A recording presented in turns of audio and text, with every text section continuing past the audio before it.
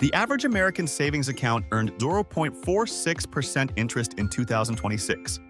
U.S. inflation ran at 3.1%, which means every dollar sitting in a traditional bank savings account lost 2.64 cents of purchasing power this year. Not because of a bad investment, not because of a market crash, because it was sitting exactly where most people were told it was supposed to be. If you have $10,000 in a bank savings account right now, you didn't earn money this year. You lost the equivalent of $264 in real purchasing power, while the bank used your money to generate returns for itself. This is not about blaming you for being responsible. Saving money is responsible. The problem is that saving alone in 2026 is not enough. And the gap between what saving produces and what you actually need is growing every single year. By the end of this video, you will understand exactly why that gap exists, what it costs the average American over a working lifetime, and the 3 moves that close it. We are covering the real math behind inflation and savings, what the gap between your savings rate and inflation actually costs you over 20 and 30 years, why the advice to save more is incomplete without this context, and a simple 3-step framework to protect and grow your money in 2026. This is Wealth Clarity. Let's get into it. Let's start with inflation, because most people have a rough idea of what it is, but have never seen what it actually does to their savings in real numbers. Inflation is the rate at which the purchasing power of money decreases over time. When inflation is running at 3%, something that cost $100 last year costs $103 this year. The dollar didn't change. The price did.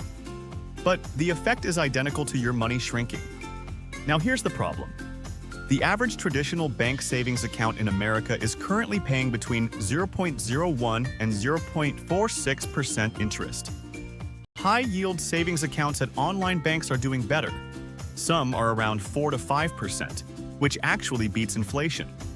But the majority of Americans aren't using those. They are using the savings accounts at the major banks, Chase, Bank of America, Wells Fargo, which are paying as little as 1 cent of interest per year on every $100 deposited. The gap between those 2 numbers, your savings interest rate and the inflation rate, is called the real return on your savings.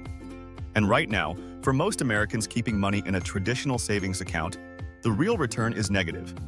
Your money is shrinking in real terms every single month while sitting exactly where it is. Here's what that looks like in actual dollars. $10,000 in a Chase savings account at 0.01% for 10 years grows to $10,010. Meanwhile, that same $10,000 needed to grow to $13,493 just to keep pace with 3% annual inflation. The gap between those 2 numbers, $3,483, is what inflation quietly took from your savings over 10 years while you were being responsible. Here's something banks understand about your money that most people don't. When you deposit money in a bank savings account, the bank doesn't just hold it. It lends it out at interest rates of 6, 8, 24% depending on the product. It uses your money to generate significant returns for itself. Then it pays you 0.01% of those returns and keeps the rest. The bank is investing your money and earning investment returns. It is paying you a savings rate. That gap between what your money earns and what you receive is a cost, and it is a cost you cannot see on any statement. Now let's look at what this gap actually costs over a working lifetime. Because the 10-year number is significant, but the 30-year number is the one that changes how you think about every dollar sitting in a savings account. And let's take a concrete American scenario. Someone starts working at 25. They save $500 a month, which is disciplined and responsible. They keep it in a traditional savings account at 0.5% interest because that feels safe. After 30 years of saving $500 a month, they have contributed $180,000. At 0.5% interest, compounded monthly, their account is worth approximately $189,000.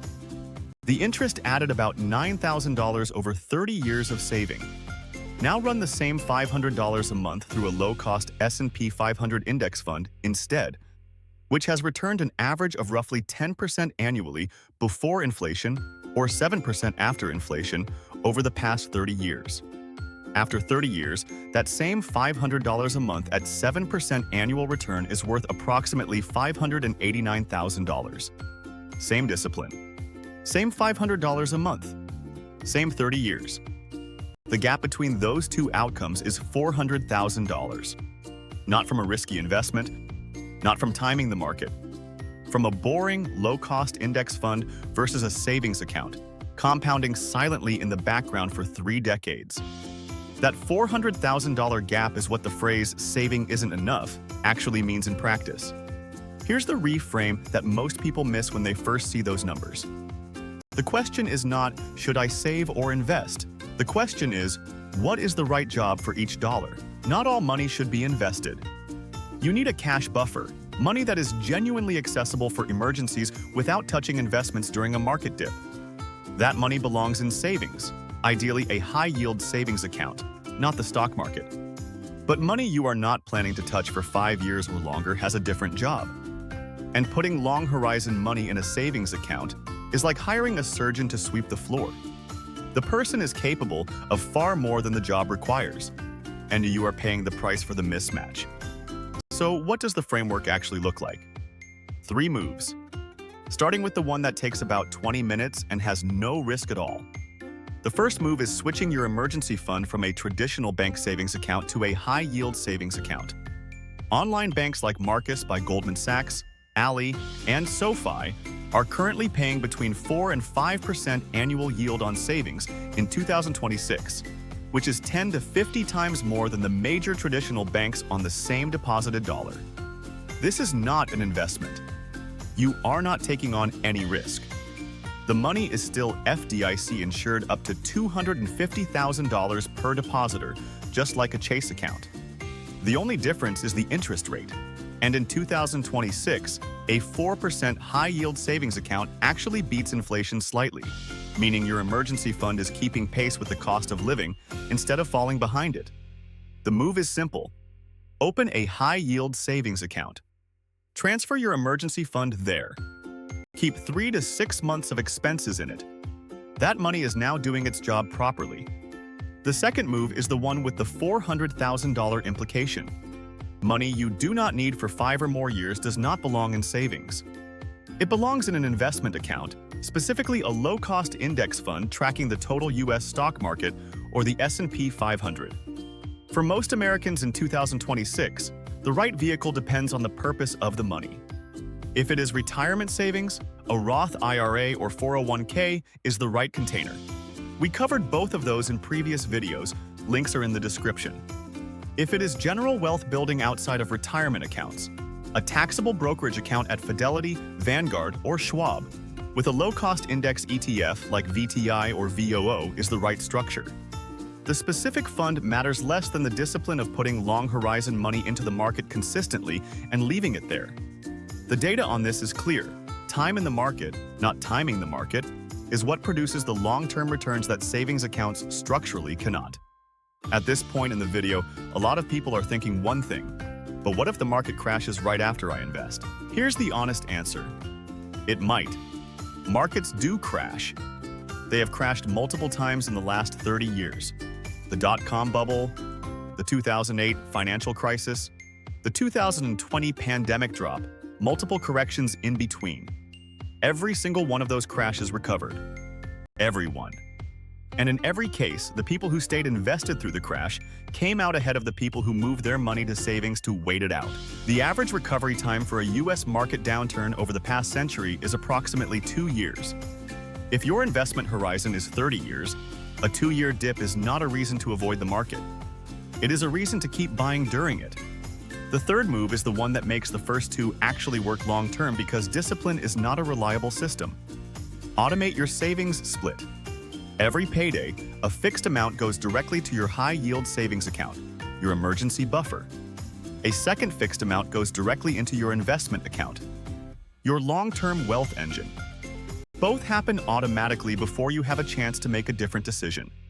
This is called paying yourself first. It is not a new concept, but most people understand it intellectually and implement it manually, which means it competes with every other spending decision every month. Automating removes that competition entirely. Set it up once. Then let compounding do the work that willpower was never reliable enough to do. Let's come back to where we started. The average American savings account earning 0.46% in a 3.1% inflation environment is not a neutral position. It is a slow loss. And over 30 years, the difference between that position and a simple low-cost index fund is $400,000 on $500 a month, not from risk-taking, from understanding what job each dollar should be doing. Saving money is not the problem. Saving money in the wrong place for the wrong purpose is. The 3 moves are straightforward. Switch your emergency fund to a high-yield savings account. The same protection, 10 to 50 times the interest. Put long-horizon money into a low-cost index fund and leave it there. Automate both so the system runs without relying on monthly willpower. None of this requires a financial advisor, a large income, or perfect timing. It requires understanding what your money is actually doing and making one better decision about where it sits. If this shifted how you think about saving, subscribe to Wealth Clarity. New videos every Wednesday and Saturday. YouTube is going to show you the perfect next video right now. I will see you there.